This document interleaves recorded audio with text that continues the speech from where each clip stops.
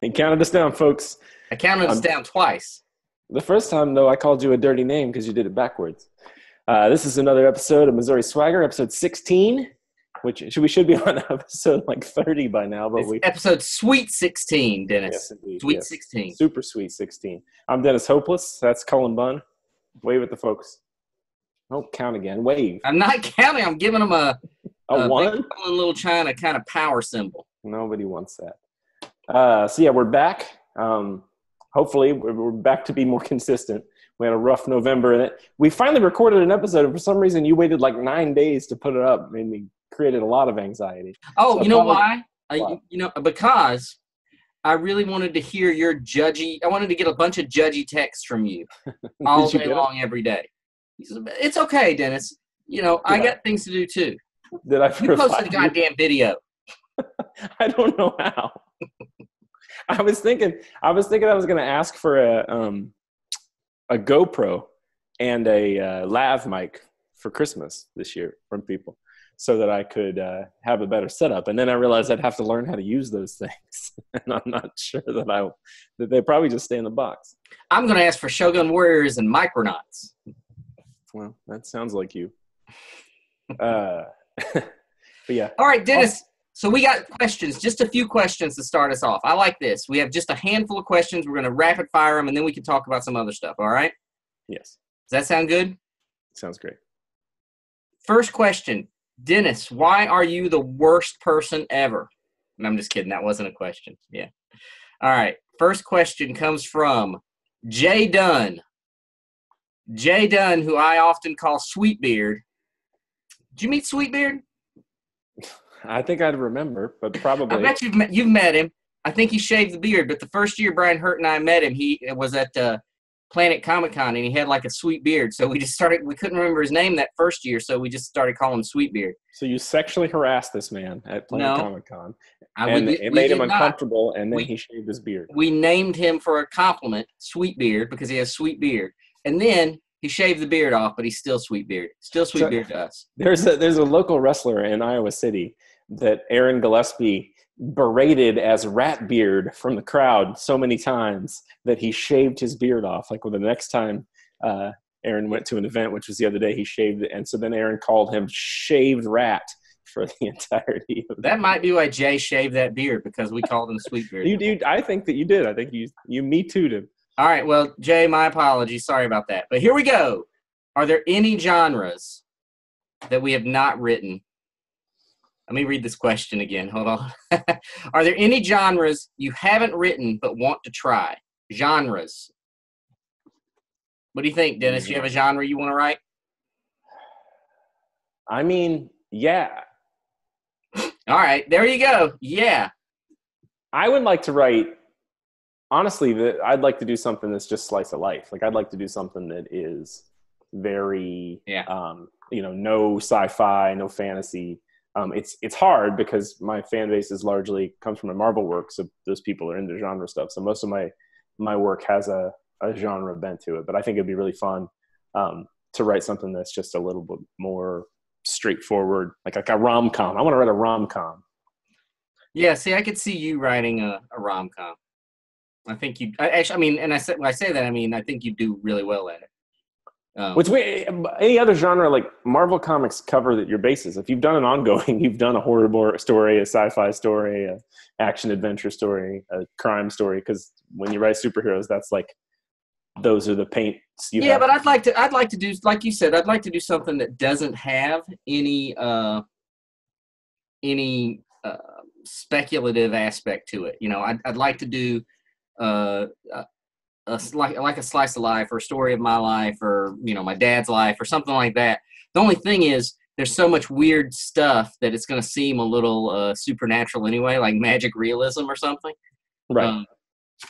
Yeah, like I have a story coming that I'm working on for God knows when. That's based on my parents' life from when they were young. But my dad was a little bit of a criminal, so you could make an argument that is a crime genre story. Crime. Yeah. Well, I guess what we've settled on is eroticism. That's the only. I didn't think of that. Yeah. I have zero interest in that. Yeah. All right. Next question.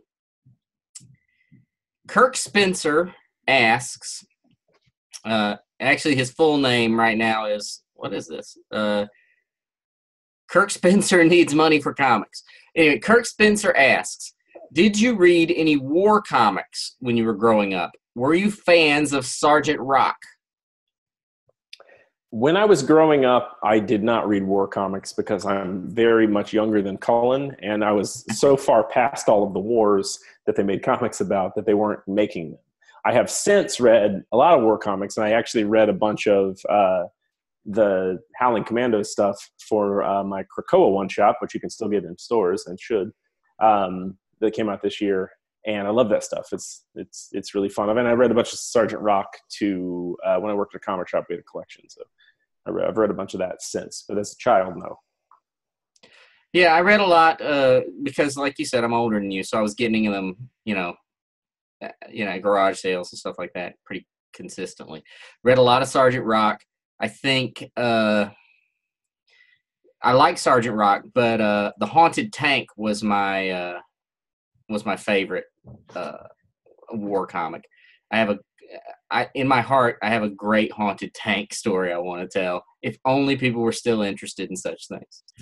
Haunted Tank was my jam. I read a lot of the DC war comics. I didn't read a lot of the Howling Commando stuff. I didn't read, and it's weird because I've always felt like maybe it's because of the connection to Nick Fury.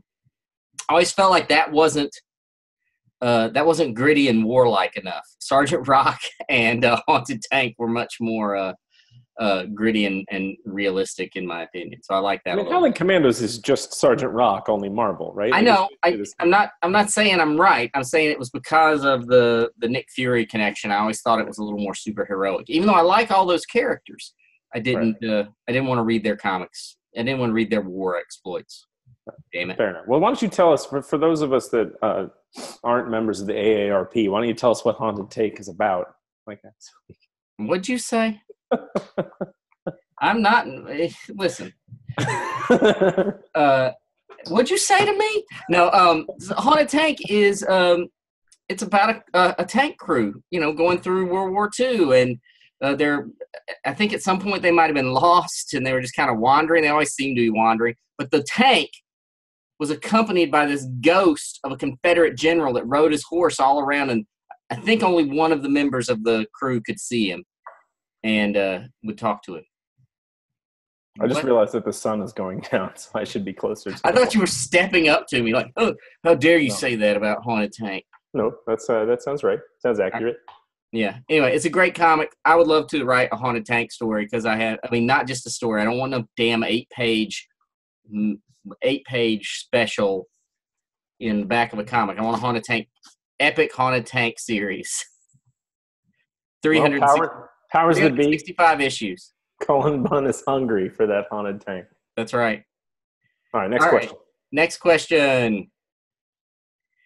Damn it. All right, here it is. Why is because it's over here. Next question. How come Dennis doesn't have any Aftershock comics yet? That is a fine question. The legitimate answer to that is that I'm not as prolific as Cullen is, so I have never pitched an Aftershock comic. This next year I'm going to get into doing more creator-owned, but my personal life's been kind of crazy for the last 2 years, and I've been just kind of focusing on getting the couple of creator-owned books I have going, and keeping my freelance work up. But yeah, I wouldn't be opposed to it. I had a bunch of tiki drinks with Mike Martz at San Diego 2 years ago, and it was a delight. I can tell you they're great to work with. I love working with Aftershock. I love those guys. Hey, interesting. Speaking of Aftershock, look what came in the mail today. Look at that. Look at this. Listen to this comic book as I punch it. That's a hardcover. So this is the first volume of Witchhammer, my first OGN from Aftershock. Isn't that pretty? Lovely. I like that cover. It comes out, I think, the 16th, maybe? No. Yeah, maybe. I don't know. It comes out in a couple of weeks. But Dalibor Talajic and I did this awesome comic. Got it today, like not 2 minutes before we started this recording. It came in the mail. Did you have a Post-it note on that for when you were going to pull it up? So do you have it at the ready, or did it just occur to you as you were sitting there? It's just sitting here next to me, and we started talking about Aftershock, and I was like, hey! All right. Yeah, no, I'm not opposed to it. Aftershock does a lot of good books, and I've heard good things. The great thing about Aftershock is they take chances on crazy books, like crazy concepts sometimes, and that no other publisher will accept, and they do great things with them. So that was Ronnie Barron who asked that, Ronnie the Bear. He also asked, what did we think of Pink Moon Moonshine and the Lucifer Bourbon?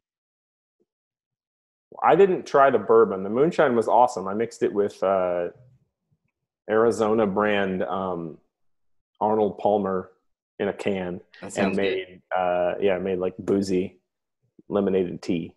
It was very good. So I have unfortunate news. What? About the Lucifer Head Splitter Bourbon. Did you break it? No. I think that the cap or something, some air or something got into that batch, because it wasn't bad bourbon. It was rancid. It was undrinkable. Like it had spoiled or something. Like when we opened the bottle, we were going to make old fashions. We were going to do shots, and we were going to try. We opened the bottle, and the whole house, it was like a cloud came out of the bottle. So How long did you wait? Oh, not long at all. I don't wait too long to open a bottle of bourbon. I was excited to try it. You would think there'd be enough alcohol in bourbon it couldn't go bad.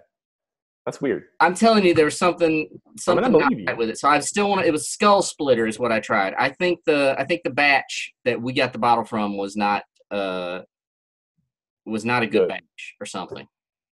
Because there's no way that was what it was supposed to be like. But yeah, it was there. I had 5 people with me, and I was like, let's try this. And we were like, yeah. And then they were all like, nope, can't try it. So hopefully next time I'll get it and try it again. Sorry, Ronnie. Sorry for that unfortunate news. Final question. Oh, wait. Somebody replied to that. No, I guess not. Final question. Will there be another CaveCon next year? What are you cackling about? Laugh it up, Fuzzball. Yes, definitely there will be. It's going to be bigger and better than before. Hold on. Wait. Hold up. Hold up. So I do not believe there will be a CaveCon in 2019. I don't want to say there will never be another CaveCon, but I think saying 2019 we should have already had it. If we were going to do it, we would already have guests lined up and everything. And we came out of that convention. Everybody was super excited. I think most of the vendors did very well. In fact, most of the vendors came out of the convention and said, can we go ahead and reserve space for next year? And I think most of the creators did great. But as a whole, the convention didn't do very well. And I think Josh Roberts, who owns the Comic Cave and is my partner in CaveCon, and I both need to refocus on some other things. Right now, Josh is running. Speaking of Josh in the Comic Cave, if you haven't been on GoFundMe, Josh is running a GoFundMe project. Well, Josh isn't running it, but one of Josh's customers is running a GoFundMe to save the cave. Josh is kind of having some rough times right now in the store, so it's been a very successful GoFundMe for him so far. But I think that it's a little ambitious to think we're going to do another CaveCon in 2019. I don't want to say never, because we both really love the convention and have fun with it, but I don't know that it's our best move, because the one thing that neither one of us want to do is downgrade it. You know, we don't want to start with a big convention and then the next year it's like some convention in a hotel room somewhere. We want to continue to, get bigger and better. And I don't think we're in a place where we can do that right now. But I can announce that on the same day next year, Cullen Bunn will be opening up his house to the public. So you can come in, you can play with all of his toys, you can read all his comic books, you can sleep on his couch. That is definitely not happening. I felt like that's what CaveCon was to some degree, because I had such a crowd of people at my house the entire weekend. It was for me. Yeah, well, we're not doing that. That's not happening. Don't come to my house. I mean, it is true that the first time I came to your house, I got framed for armed robbery. First of all, it was an armed robbery. We don't know. There was no burglar, but they also didn't take anything. They were imaginary, so they might very well have been well armed. Yeah. Anyway. All right. So those are our questions. Good questions, folks. Thank you for firing those off. We're always want questions, and you can leave them in the comments and things like that. What else do we want to talk about today, Dennis? Well, we can do process. Yeah, let's talk some process. I have been working my little butt off for the past 2 weeks because I was, as I mentioned, I think last time, I spent most of the month of November lining up new work because I had 2 ongoings in at the same time and then being out of town a ton. And all of those things came due at the same time. So I have been knee deep in comic book process for the past 3 weeks. So I'm ready to talk about it. All right. Do you remember we had follow-up process questions last time? People wanted to know about script format, which I found interesting. I know you don't think script format is interesting. I think it's interesting. And can you attach files on YouTube? I don't know. You can show people. There's a bunch of good books out there. The reason that script format isn't interesting to me is that when I was in college at a really good comic book store, and they sold a book called Panel One, which had a bunch of sample scripts, comic book scripts in it. It was just I still have it somewhere. I think they made a second volume since then. But it had a bunch of, different comic book scripts. And unlike screenplays, where the format of the script is very set in stone, and if you submit a script that is not formatted properly, it'll be thrown immediately in the trash. Yeah. Comic book scripts, it doesn't matter. As long as it's readable, it's kind of just a letter to the creative team saying what you want and what you expect. And it can go, it can be anything from a long paragraph that is pages 1 through 4 with some dialogue underneath it, to a very screenplay style, page 1, 4 panels, panel 1 dialogue. There's really no set format for comic book screenplays, comic book scripts. I have a couple posted on my website. So, and that's what I did too. When I started writing comics, I just, I got a couple of Greg Rucka's scripts for Queen and Country, and I just aped that style and just used that as my format and use that as my guide for how much information to put on a panel description and things like that. So I think it helps. I think I've got the script to The Six Gun on my website, maybe some others. So, check them out. I don't use like a special program for my comic book scripts. I use Word. I use Word too. I know a lot of people use Scrivener and something. Scrivener, I tried Scrivener for about a month, and it's cool because it will format your scripts for you. Right. But there's a little bit of a learning curve to it as well. I came from, when I was writing scripts initially, I was writing for Kevin Mellon, who was my good friend, who was in the room with me a lot when we were working. Right. And my whole thing was not wasting paper. So I wouldn't indent anything. The dialogue would just be right underneath the panel descriptions. And Kevin would do this thing where he would read the panel description once and then mark out all my adjectives. So it was just the action, just whatever he cared about, which is very strange. You know what? He described that to me years and years ago. I was at Chris Somney's house with him, and I remember him telling me, he didn't tell me it was your script, but I remember him telling me how he goes through scripts and scratches out anything that is unimportant to him and adjectives and things like that. So he was talking about you. Yeah, absolutely. I mean, he did that to everyone. It wasn't just me. But because of that, when I turned in my first Marvel script, Axel Alonso was kind of the person that shepherded me in, and he took it and said, absolutely not, and made me like, you need to format this so the dialogue is indented over and it's very easy to read off the page, and you need to put page breaks in so that each page has its own thing. Axel was big on formatting. We say that the comic formatting doesn't matter unless you have an editor-in-chief who really cares about comic formatting. Right. Axel did. Yeah. He cared a lot. And he, anyway, so I still use whatever format it was that he insisted upon. But I still write it the Kevin way. I write it all in one thing that I can read. And then when I'm done, I go back through and format the whole thing in like a half an hour, which allows me to catch a lot of typos and things because I kind of have to read through it to do it. Interesting. But yeah, it doesn't matter. And especially if you're like a new creator who wants to make their first or second book or whatever, as long as the artist can tell, it's not going to matter, because you're going to be showing the book to a publisher if it's a creator-owned book as a book, not as a script. So as long as your collaborators understand what you're saying, it's fine. Right. I know Chris Grind, when he writes, I mean, it's because he draws them himself, but when he writes scripts, he takes note cards, like 5x10 note cards or whatever, 5x8, does thumbnails of the book on it, and then writes what he thinks it's going to say on the back, and then he makes a giant stack. So when he's drawing the pages, that's his script page, is that note card. I actually have I used to try to do with note cards, and I have like it's called a note card bleacher that you can put on your desk, and you can line your note cards up on it, so you can put them in an array and pull them off one at a time and type them up and everything. And I actually like that format or that process, but it takes so long. Some nerdy ass shit. Yes.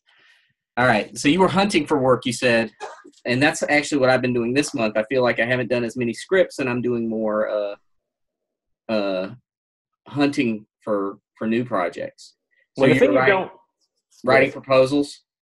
Right. While I was writing proposals, I was following up with editors, because I went to New York Comic Con for the first time with the explicit plan of talking to every editor I knew about what was coming next. Because New York Comic Con comes at the beginning of October. And if you've been in the at least big two comics for enough years, you realize that come 2 weeks before Thanksgiving, you are not getting a job unless you already have it. Because Thanksgiving through New Year's, those editors are just trying to get books out with holiday scheduling. And they're not, like nothing new is happening if it's not already in the works at that point. So the beginning of October is a really good time to get in there and be like, hey, what do you got? To make sure you're not sitting idle through the most expensive part of the year. So yeah, I went in looking for that. And I actually got a bunch of really interesting opportunities, including Vader Dark Visions, which just got announced. Yeah, I saw the announcement. That cover's awesome. I love the cover with him. That Greg Smallwood cover with the it's Greg Smallwood. That's a great cover. Yeah, love it. And so yeah, I actually wrote the second issue of that series this week. Nice. So I got that. I have another cool superhero thing at Marvel that hasn't been announced yet that I'm working on, and then a few things other places. But yeah, the bad thing. What? Good for you. I told you, shut up. But the weird thing for me, and it probably isn't the case for you because you're so much faster than I am, but what happens when I go into a Jag where I do... don't matter when you ain't got the work, Dennis. Well, no, when I go in... Would you just let me talk?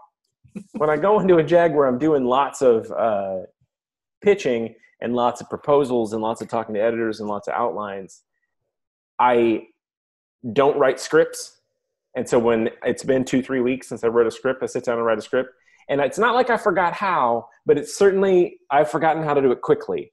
So that first script back is always a son of a bitch. It always takes twice as long as I think. So I get that. I'm on my third or fourth script back now, and I'm back to my normal pace. But for a minute there, I thought, I'm just going to be destitute this year because I write a third as fast as I used to. Well, I don't know. You'll be fine. And I was just kidding about not having work. I got plenty of work. I know you have work. That's why I don't care. I have a new superhero thing getting announced next week. What is it? See how I said that? Superhero. I didn't even say anything about publisher. Superhero. Is it? Don't guess because you may know, and I don't want you spoiling it. Are you writing and drawing Captain Carrot? Oh my God! Wouldn't that be the best? Not me drawing it, but that would be awesome. But yeah, a thing that I will say, a lot of creators have been on Twitter and stuff talking about how to break into comics lately, which I am lazy and don't actually care if you break into comics, so I don't ever participate in those things. But I will say that one thing that you need to keep an eye on once you do get into comics is lining up your projects so that you don't run out and always be pitching. Because I have a couple of really cool shorter projects now, and I realize that I'm going to be done with these relatively quickly. So I need to keep after the proposals I haven't heard back on and be reaching out as I'm working, because there is nothing scarier than having 2 children and rent to pay and gas to buy and food to buy and having no income. Yeah. And that will happen if you don't line it up properly. Yeah. I've always said that the thing that is, once you break in, that's great. And breaking in is difficult. And I didn't post anything about breaking in this time around either. I have done that year after year. I've posted numerous hundreds of thousands of pieces on how to break in. But the thing that's more difficult than breaking in is staying in. It's very easy to get knocked right out. And it can be, like you said, not lining things up properly. It can be being a screw up. It can be whatever. So, right. You have a bad attitude. Well, and you can knock yourself down a peg through no fault of your own. I mean, like I said, I had a rough couple of years personally, and I slowed way down and dropped a couple of balls. And I am just now getting to a place where editors who trusted me for years trust me again because, I proved myself to be untrustworthy for a hot minute. And they knew why, and, nobody blames you for it. But I blame you. Not trusting you, even if they don't blame you and not giving you work, you still don't have the work. I blame you. About you, but I don't have a lot of skills outside of writing comic books. So it's not like I can go get some other job and pay for all this shit. You have many skills, Dennis. I'm sure you. I did. I may have told this story before, but I was walking. I go on a walk, creative walk every morning, go an hour-long walk, which is when I talk to you. And I was walking past the grocery store in Power and Light up here, and a very well-dressed man with very nice hair, stopped me. Did he do a little dance in front of you? No. But he said, "Where do you get your hair cut?" And I told him, which I get my hair cut at Roots and Branches in the River Market in Kansas City. And he said, "So much of that's a fantastic head of hair," and handed me his card, and he was a stylist. So I hate so much about the thing you choose to be. So yeah, maybe I have, but the problem is my hair's so gray that I feel like I'm a niche market. Like I can't go be in hair commercials because nobody wants just weird for men gray hair. Yeah, but my hair's too light for that. Just for men, I would have to darken my hair in order to Just for Men. I just got to deal with the gray. But one time I was at a grocery store in the desert near Coachella, and a woman stopped me in the grocery store and asked Where did you get your hair cut? She asked me. Oh God. She asked me if this was my natural hair color, how I got the little flecks of white in there. And I said, "Stress and children turn your hair white, ma'am," and walked away. She thought this was some fancy thing that I had done and not just that I'm graying. Hey, Dennis, if you tell one more story about someone stopping you and telling about how awesome your hair is, I'm going to reach through this camera and I'm going to knock every strand of hair out of your head. Sorry. It can happen. It's gonna be like The Ring, only against your hair. I have a photo of you with hair on my phone that we should put up on video at some point. No one wants to see that. And you got a mustache too. You're a delight. No one wants to see that. That's not true. Tell us in the comments below if you want to see a picture of Cullen from a few years ago where he has a mustache and a full head of hair. Also, tell us in the comments below if you'd like someone to sneak into Dennis's apartment and shave his head in the middle of the night. No one's shaved. No one do that. I lock my door. All right. All right. Moving on. What else you got? What are we talking about? Process? What else? What other process things are there? What do we talk about? What do we tell people? Process-wise? I don't know. Hell, I've been working on it's the project. I can't say what it's for, but I've been working on a pilot screenplay that is finally off to network as of this past week. And I will tell you this from a process standpoint, it's a lot more grueling than a comic book. It's a lot of work. To write a pilot? Yeah, I mean it's fun, and I had a great time doing it, but. You got a lot of eyes and a lot of feedback on it. So and you get that in comics too. So that's the other thing is be ready. Part of the process is dealing with editors and dealing with their feedback and Axel Alonso telling you that your format stinks in front of Rick Remender and a whole table full of other creators. I'll tell you something. I'll tell you something that's a process. See, I was talking to Jai Nitz about this, which Jai Nitz apparently wants me to tell stories that are more positive about him when I bring him up on here. Well, you should. But why? I don't. You're my co-person. We've talked about Jai twice. We're if this partners. is a positive story, then we'll have a 50% positivity rating. So you and I are partners and good friends. I name one of my children after you, and I never say anything positive about you. So why do I need to say positive things about other people? Because it's nice. Okay. I like your hat.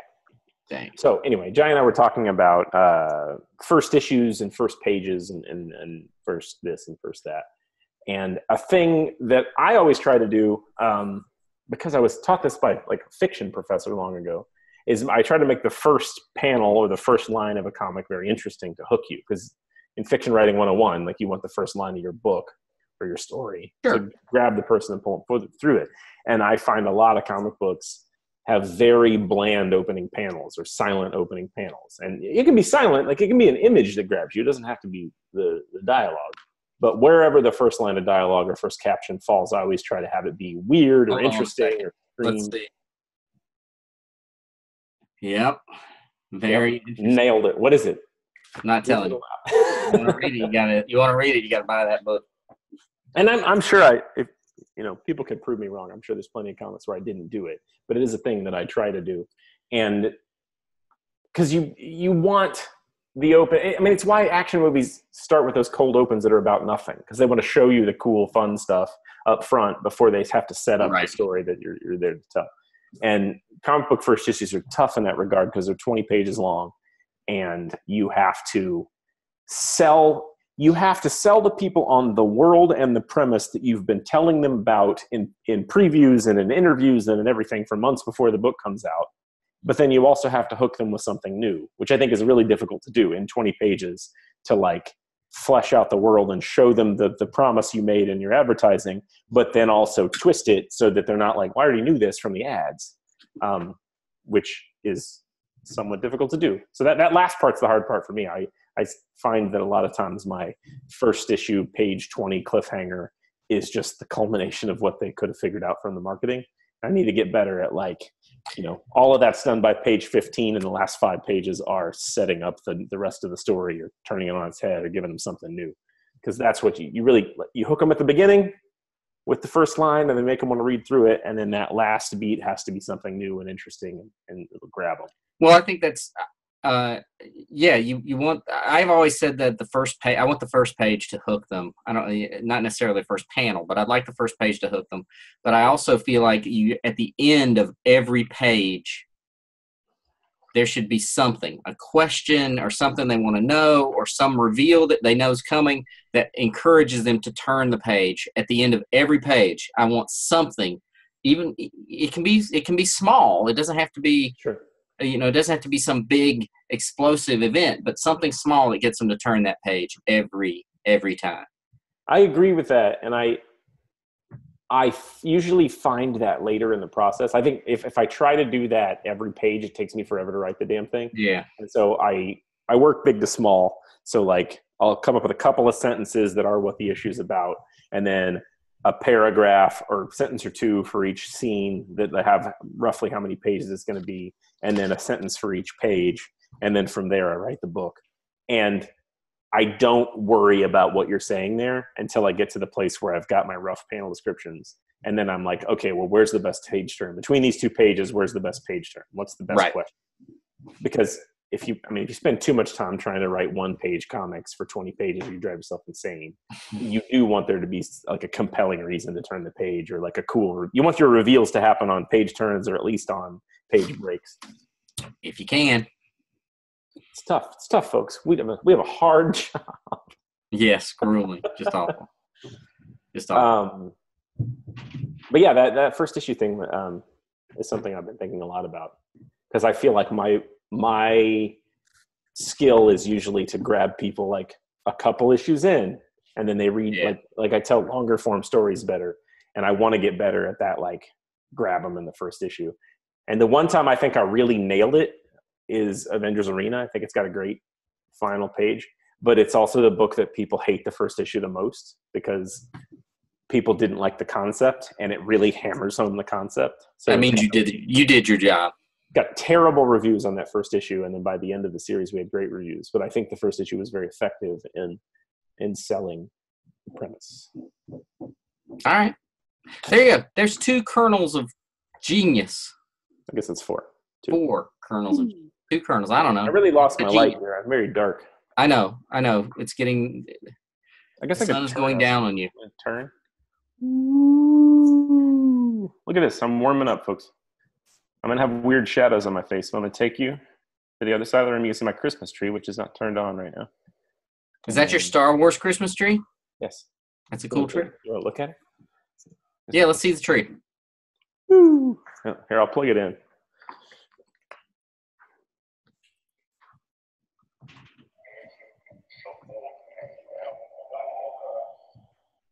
Nice.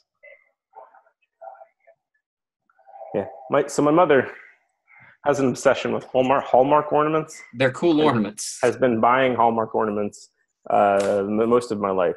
By the way, went the wrong way here. Why can't I get the tree in the shot? There we go. I don't know. And in 1996 or 7, they started putting out Star Wars one because they did the re-release. Right. And she has bought me every single Star Wars ornament that they put out since then. So I've got That's awesome. That tree's probably worth a fortune. 30 some.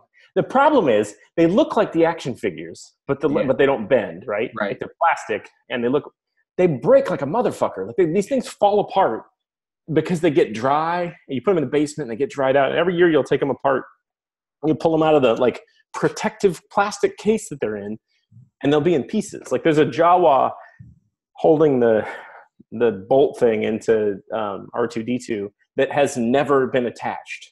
Like from the first year, I got it for Christmas the first year. I never opened them the first year because I get them on Christmas morning. Right. And I opened it the next year, and the glue had broken, and it's in 2 pieces. Sorry. Hey, check this out. What? So when I was a kid, I had a horrific dental experience. I had a dentist who was just like the dentist from Little Shop of Horrors. He was awful. He was torturous. Steve Martin was your dentist? Pretty much. And we stopped going to that dentist, but I was terrified of the dentist after that. And my mom would bribe me whenever we had a dentist that we had to go to, that I had to go to the dentist. She would take me to Rose's department store and get me a Star Wars toy. And when I was a kid, I wanted the Dewback from Star Wars, that lizard guy. I know what Dewback is called. Yeah. I don't know what you know. You got a tree, but I don't see a Dewback on it. Anyway, I had to start going to a dentist again to do some horrific stuff recently. Mm-hmm. And I'm looking down the barrel of several months of horrific dental stuff that I'm going to be doing. And so I went in the comic shop, the Comic Cave, and look what they had. A Dewback. A Dewback. Well, he still moves. So it's just like I was a kid again. I love the legs that go down the side. Oh yeah, that was the height of technology in the. And don't you push the figure down in the hole? Yeah, he just goes in a hole.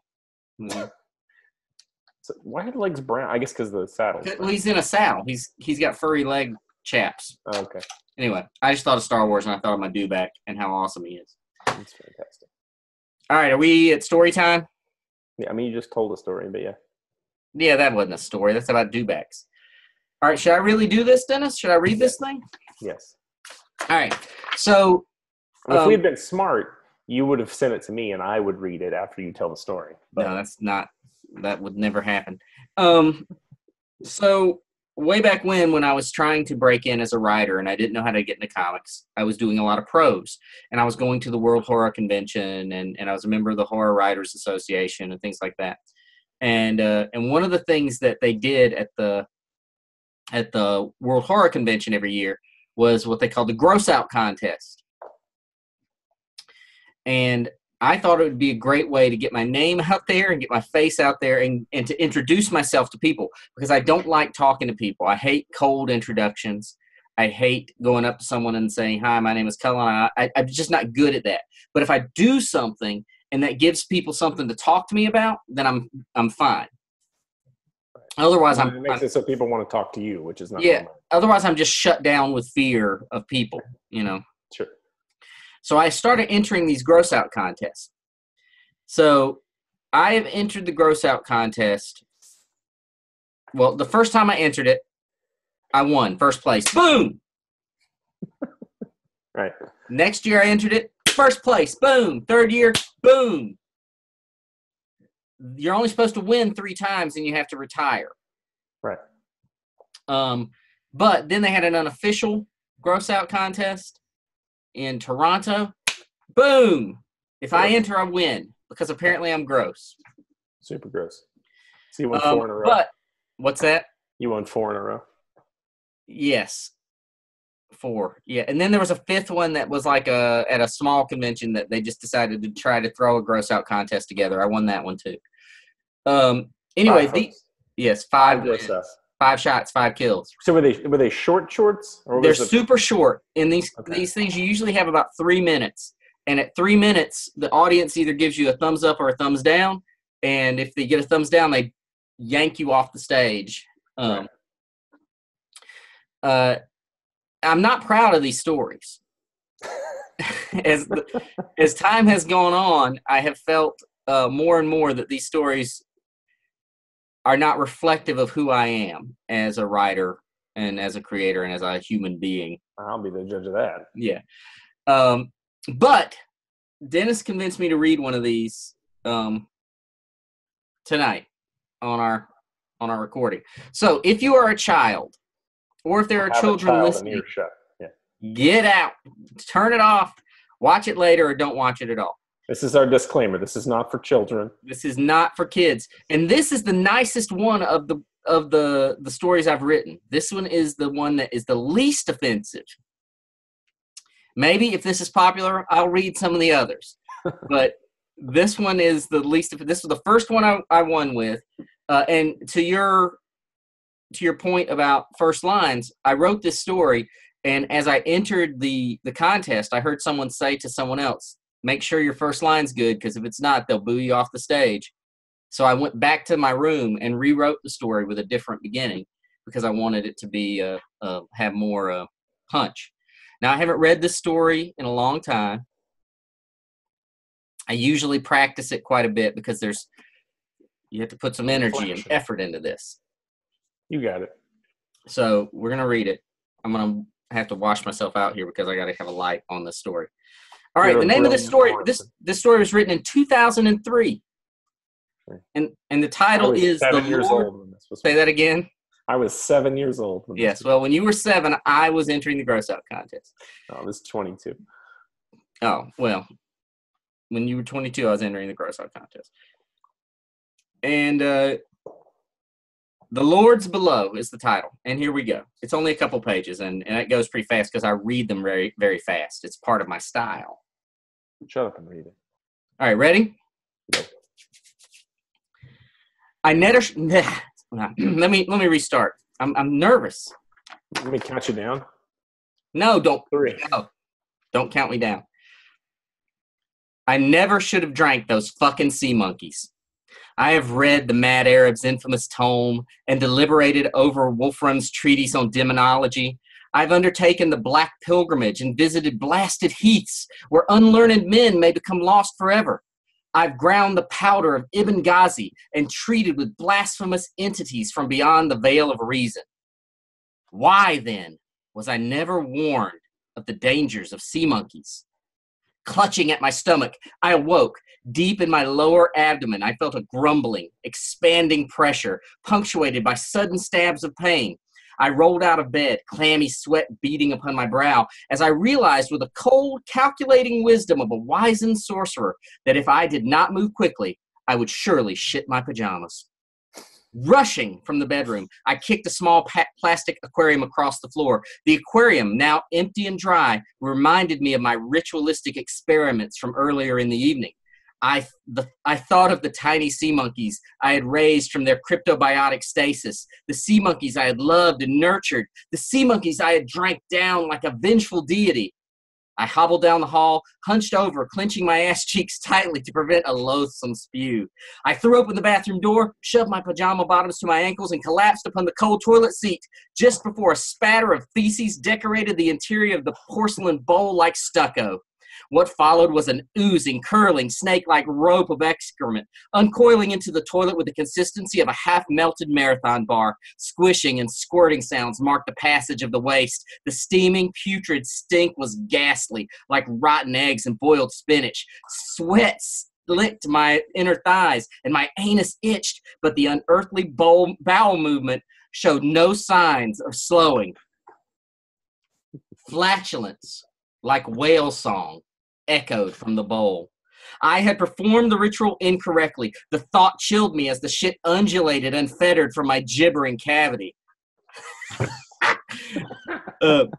I reached back to flush, but already the esoteric excretia had overfilled the bowl, an unholy stew of ass milk flooding up from beneath me to spatter the floor. There was no end in sight. My anal canal distended. My overworked asshole unfolded like flower petals. I bit down on my lower lip and gripped the sides of the toilet as I tried to rid myself of this demoniac diarrhea. My knees knocked together. I grunted and squeezed. A painful colony of hemorrhoids puffed up like olives on the vine along the walls of my anus, swelling to the point of bursting. A sudden spray of brown and red mist erupted from between my legs, speckling my face. I cried out. A burning mixture of solid, loose, and liquid excretions plopped into the bowl in a steady staccato. I tried to pinch off the stream of feces as a mounting mass pushed its way from my rectum. A convulsion racked my body, and I felt myself rising from the seat. Suddenly, I was hurled to the floor with a heap of shit spilling out of me. My face smacked against the tile, loosening a couple of my teeth. Still, the flow continued as my tender skin and my anus ripped, tearing with a sound like wet cloth. My hemorrhoids audibly popped, and I tore as I felt claws force their way from my puckering asshole, spreading my cheeks. A living, thrashing creature pulled itself from my bowels. I'd lie on the floor in a spreading pool of blood and shit afterbirth as my body continued to disgorge itself. I chanced to look back. The creature's shrimp-like carapace was segmented, and shit, like loose meat lava, oozed between the plates of its shell. Wiry pubic hairs sprouted from its chin like a goatee.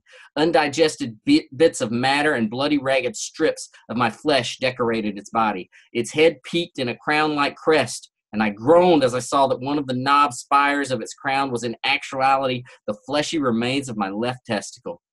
Horribly, it did not fully withdraw from my body. Instead, I was dragged backward, face first through my own shit and blood, as the thing that emerged from my palpitating muscle of my sphincter flopped towards the toilet. A pulsing gray vein of excrement down the center of its semi-transparent body, spurting out the creature's orifice and flooding into my own, a fecal enema. I clawed towards the door, my fingernails dug trails in the foamy mess covering the linoleum. Creamy shit covered my lips and caked my eyelashes. Shit filled my nose, running down my nasal passages and into my mouth.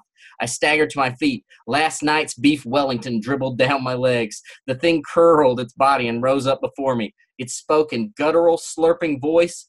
Shit, like spoiled chocolate pudding, oozed from between its lips. I shuddered at its words, and the lips of my stretched anus quivered in terror at the dreadful vistas of reality it revealed. I am but the first, it hissed. With a flesh-tearing jerk, the creature pulled itself free from my grit-slathered crack. It slithered across the floor and splashed into the toilet, seeking cyclopean seascapes with a gurgling flush. But its last words had caused the bowels of my sanity to evacuate. The old ones were, it said. The old ones are, and the old ones shall be again. Already, my sphincter was dilating anew. Not in the spaces you know, but between them. Okay, first of all, that was amazing. And thank you very, very much. Horrifying. Secondly, it's horrifying to relive calling this episode My Anus Itched. No. My favorite line. Yes, we are. I think I'm going to cut that out. I don't like it. It's great. That was so good. That was so good. Don't cut it. People will love that. Tell Colin below how right I am and how much you loved it. All right, well, there you go. Gross out story number 1. If you want to hear some of the others, they're much, much worse. I mean, they're probably better written, but much, much more disgusting and horrifying. Well, that was awesome. Thank you. All right, folks. My performances are usually better, but anyway, leave us comments, like Dennis said. And more questions. We can open every episode with questions if you want. Yeah, I like that. Let's do that. Or things you want to hear us talk about. I'm going to go see Into the Spider-Verse tonight, which I am told by people who are very biased that it is fantastic. But evidently that's the consensus. I'm very excited to see it. I hope it's wonderful. All right, folks. Take care. Salute.